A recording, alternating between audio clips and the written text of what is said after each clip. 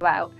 It's a guidance system, and it leads you to where you want to be. So to all that you've ever known you can be. And it takes you through 5 sections. We go from fuel, movement, rest, out, which is your outside world, and in, which is your inside world. And it links them all together through body, mind, and soul. Oh wow, that was years ago that I realised I had to do it. It wasn't necessarily this book that this has become, but when I was 18 I had something called ME, and I was so ill that I remember promising that if ever I got better, and if ever I didn't believe in God or anything like that, but if something out there I could channel inside and it could heal me somehow, that I would be putting that knowledge out for the world. And so I kept this little scrapbook. It's a really cute little scrapbook, because back then, you know, computers weren't what they are now. And I kept little cutouts, little notes of everything that I did that was either helping me or not helping me. Yeah, it helped me heal in such a way that I could live a normal life.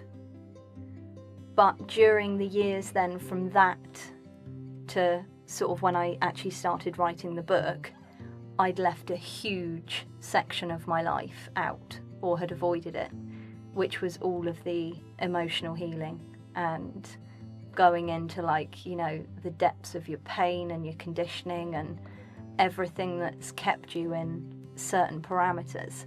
And yeah, that was the missing link for me that then linked all of the other healing stuff that I'd been doing. And I was actually, I was moving and came across this scrapbook again. And I knew that I'd promised to put something out there, but it was almost like I'd had to live that extra section of life to find out not only like if what I had been doing was fully working for me, but also find like that missing section, because I knew that it wasn't all there. And yeah, and then finding the scrapbook, I was like, oh, bugger, yeah, I said I'd do a book, didn't I? I said I'd put that out there. So yeah, it sort of all came together, and then I wrote the book sort of off the cuff, like really naturally, with pencil, notepad, whilst travelling usually. And yeah, it sort of started from there, and then I realised that it had 5 main sections to it, and I had to sort of organise all of the bits of writing that I'd done, and so I formed it into the literally shape of a star. So those 5 sections are each represented by one arm of the star, and then they all integrate together in the centre, and yeah, it takes you through all of that. It sort of takes you on a journey as you go through the 5 sections, and they really do each have their purpose, and I think each section will speak to you differently depending on where you are in your own journey. But for me, my favourite section, without question, is the in section, so the inside world section, and particularly how that interlinks with all of the others. Oh my goodness, there's so many moments.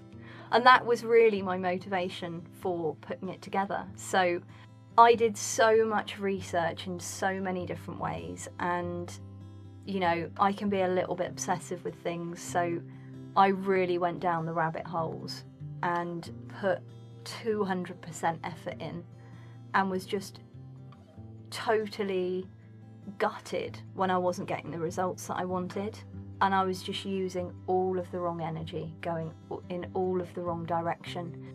And so that's what really made me decide that I needed to put this together, because it's something that I wish had been available for me, and it's something that I've obviously put this together, and I've learned these tools that I'm now presenting to other people to help them on their journey. But you're never done with healing. It just makes healing a lot easier once you've got these tools. And so I revisit it myself. There's a lot in there about sort of the practices that I use personally. I mean, you know me well enough to know that I genuinely do live what I write and talk about. It's passing that information on, really. For me personally, is that it all resides within you. So your life is under your control. You know, the only thing you can control is you, but that is fully there for you to take hold of, if you like, and create from.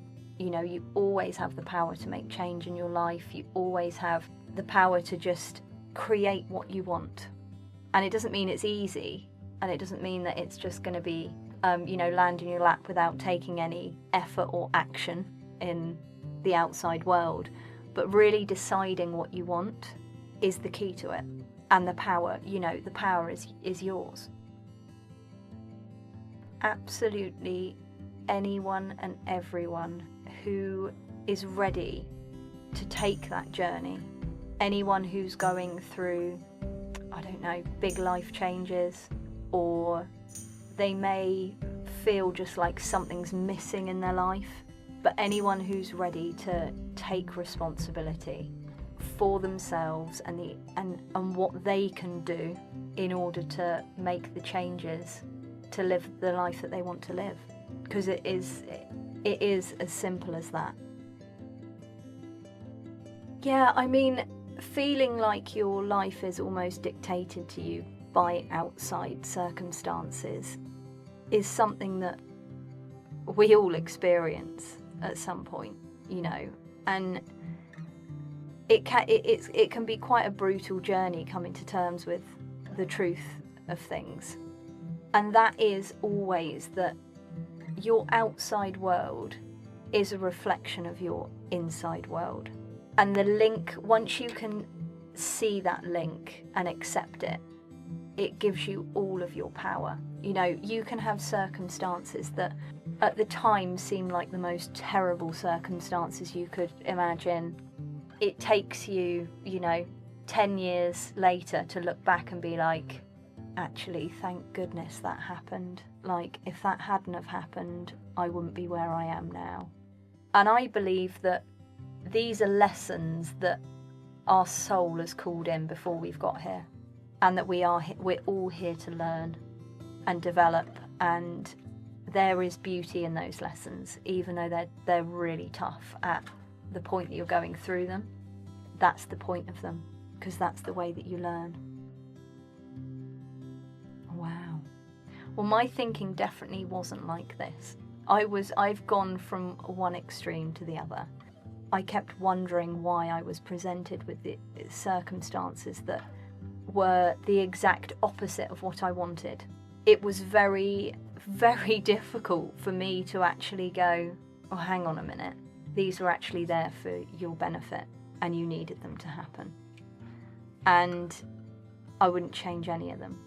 But I mean, my top three over sort of throughout my life, definitely having ME at 18. That was obviously healing the body, but the body, physical body, is a reflection again of stored trauma, what's going on inside, you know, all of that. Then I've had stage 4 endometriosis that went undiagnosed for 17 years.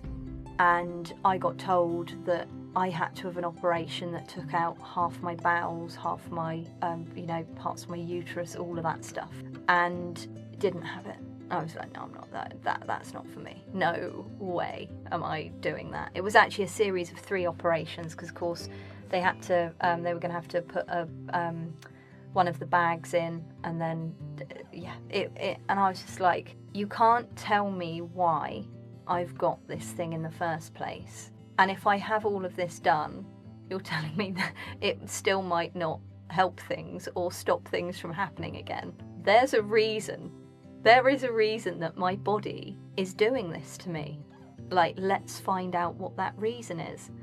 And so, of course, that sent me on another huge journey, revisiting all the stuff that I'd learned from, like, rebuilding my body from having ME, and then added on this extra side that I'd never looked at before, which was all of the internal side, you know, my belief systems, all of my emotions, like revisiting traumas, like all of those sorts of things. And it was that made the difference for me. And it made such a difference that that's why this book is here. You know, that's why I'm sat here talking to you now, because I would never ever have believed it. I was the biggest skeptic in all this stuff.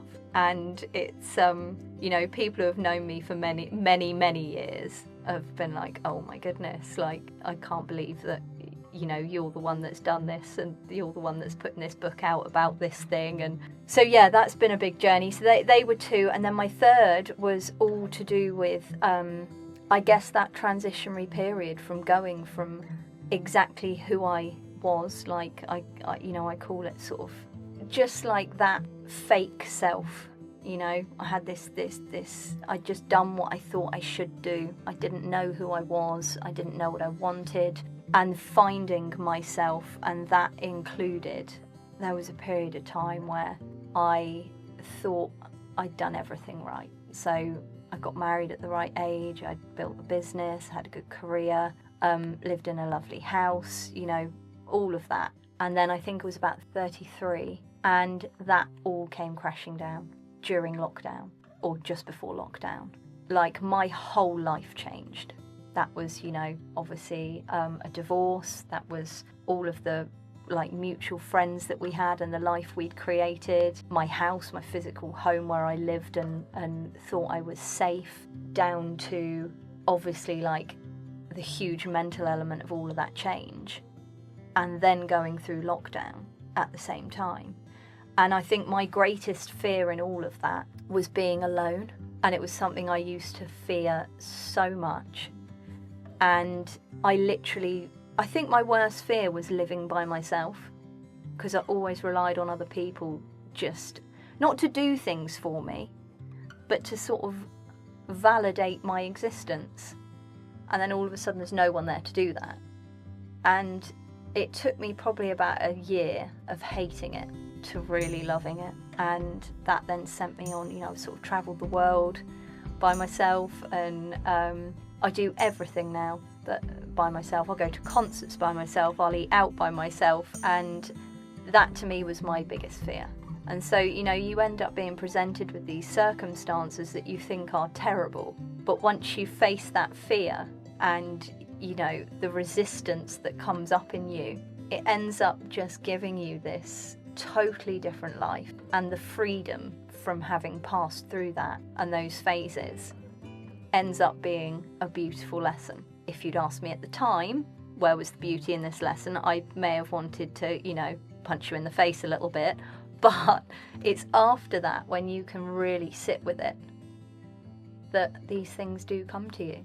And I can honestly say that I'm thankful for every single one of them. When, like, the outside world has hurt you, you can reject it at all costs. And when you then discover, like, spirituality, it can put you in a place where you don't end up living your human life. And everyone's sort of, you know, spirituality is like a mainstream thing now, which is great. It never used to be. Like, it hasn't been for so many years. And it's great to see, like, that having a comeback. But, like, we exist in body, mind, and soul. And that goes from, like, obviously body being 3D, mind being 4D, and spirit and soul being 5D. And we're meant to exist in all three of them. And getting that balance is what we're here to do, you know. And I used to only live in the physical world. I would, if someone had spoken to me about sort of spirituality, I would have just thought it was all woo-woo and just dismissed it. I wasn't ready for it. And then I've gone literally to the polar opposite of that and tried to go only into the spiritual side for healing.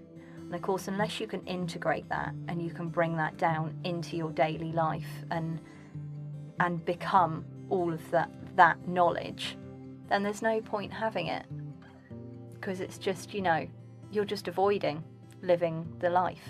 And yeah, so it's very important that when you're in a vulnerable situation that you know, you're aware that those three parts of you exist in harmony.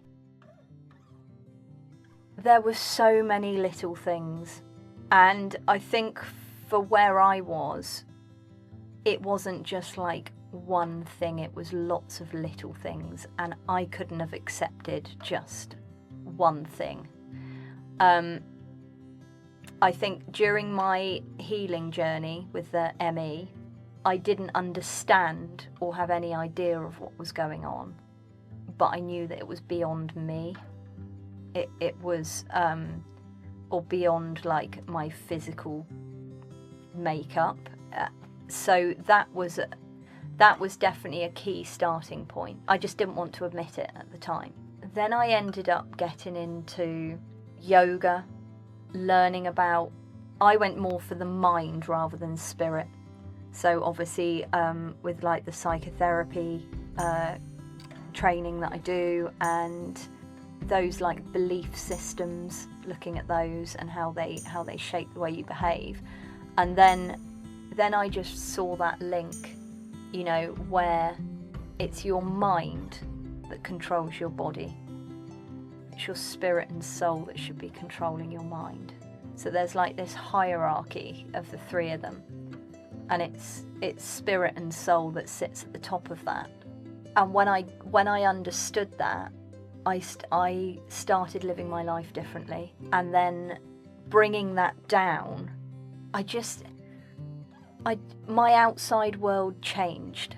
And it wasn't overnight, it was slowly, but I was noticing it.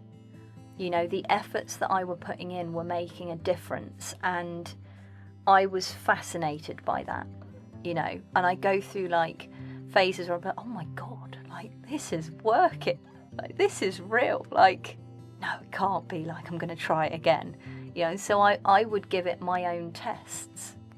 Well, it works, it's a thing, you know. It's just a part of my life now, it's a part of who I am. But I got there slowly. It was a slow journey, and I tried to reject it at every cost, but you know, here we are. One book down and probably a few more to go. Oh my goodness. I could give you a really I was just going to give you a weird answer, but I'm not going to. No, give me a weird answer. It changes based on what I feel I'm missing in my aura. There you go. That's the weird answer. No, so I'm particularly drawn to like reds and pinks, and then blues. They're my colours that I love. And gold. I just love gold. Can't have enough gold. If I'm perfectly honest, I haven't chosen it. It's chosen me. And that's why I've had such a struggle with it. I would say I'm the least likely person to be sat here talking about spiritual stuff. Literally. If you'd have known me 10 years ago, you may have thought this was impossible. I think that having gone from that level of skepticism, or maybe skepticism is the wrong word, rejection. So if I look back now, there have always been moments where I've been so intuitive and I just haven't understood what that was. And if someone had have told me, you know, what it was, where it comes from, I wouldn't have listened. And yeah, probably for fear of being ridiculed. And yeah, so I would say that. Oh my goodness, such a different person. I almost don't recognise what I was like 10 years ago. So completely absorbed in the outside world. It was all about succeeding financially, anything that was ego driven. So business wise, grades, achievements, things that people are gonna respect you for or love you for or accept you for. Yeah, it was all about that. It was all about personal appearance, you know, I used to wear a lot of makeup. I used to, you know, do my hair all the time. Like, you know, I barely own a hairdryer, let alone anything else. And I'm not saying those things are wrong. Like, some people love them, but I was doing them for the wrong reason. Yeah, it was just, I had no connection with myself. That was the main difference. And that's been the big change. That's been the big change. I had to discover who that was. And that's been my journey. Firstly, and always, checking in with myself, you know, honestly. Because I spent so many years just telling myself I was okay, I was happy, I was all the rest of it. So yeah, always checking in with myself, looking after myself, you know, eating well, making sure I get enough rest, you know, exercise, all of my practices. And it's just like going through life in the best way that I can. You know, everything from going and enjoying the coffee, like being present as much as I can, and yeah, giving out as much of my authentic self as can be. And I think that just when you're true to yourself, there's no trying. It's just something that you are, and then that energetically affects all the people that you encounter without realising it. Of course, it will trigger some people and it will inspire others, but it's not something that you're necessarily consciously aware of. You just are. And so yeah, I'd say that. I think to answer that question, you have to define what success is to that person, because you know, what we're taught success isn't really what success is. And it's like I've just spoken about, you know, the old me who just wanted huge amounts of money and power, but really all I wanted was to feel safe. Success to me now is a very different picture of what success to me was 10 years ago, and it will absolutely lead that person to their own truth, but what success is to be determined by, you know, whoever's reading it. I think that everything really teaches us that financial success means happiness. And of course, if you strive your whole life to get that, and then you achieve it, and it doesn't give you the happiness, it may give you other things, you know, freedom, you may be able to go where you want, whatever it is, but that is not what happiness is. And I think so many people that do reach, you know, those financial goals, get there and then go, oh, okay, well, this isn't it. What, you know, what is it? And so I think that's why a lot of people are, you know, that reach that financial success end up going on and discovering the spiritual sort of path, if you like. And yeah, I mean, I'm also one of those people that believe that you live an abundant life in all areas. So you don't necessarily have to have financial abundance to be happy, but it certainly helps, you know? And to reject that as something that's a good thing, you know, I mean, a lot of spiritual people see it as excess or greed or anything else, but I see that as helping you live out the life that you want to live and have the experiences that you want to have. And so I welcome financial abundance as much as anything else.